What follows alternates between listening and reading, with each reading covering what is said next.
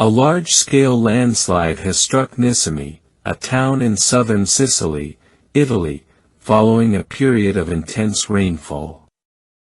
The collapse of unstable hillside terrain caused significant damage to residential areas and roads, leaving several buildings at risk of further collapse. According to local authorities, the landslide extended across several kilometers, with large volumes of earth sliding downhill and affecting areas at the base of the slope. Some houses remain precariously positioned near the edge of the cliff, prompting concerns over additional ground movement. As a precautionary measure, thousands of residents were relocated to temporary accommodations. Italy's Civil Protection Department has designated the affected zone as a restricted area and deployed geological experts to assess ground stability.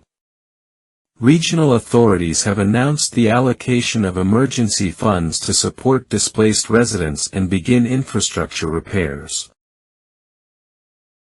Experts have identified concentrated heavy rainfall over a short period as the primary trigger for the landslide, noting that the area has a history of geological instability.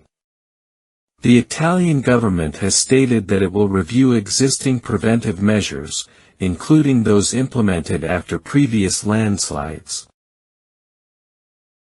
The incident has renewed concerns across Sicily about the increasing impact of extreme weather events and the region's vulnerability to natural hazards, highlighting the need for long-term disaster prevention and land management strategies.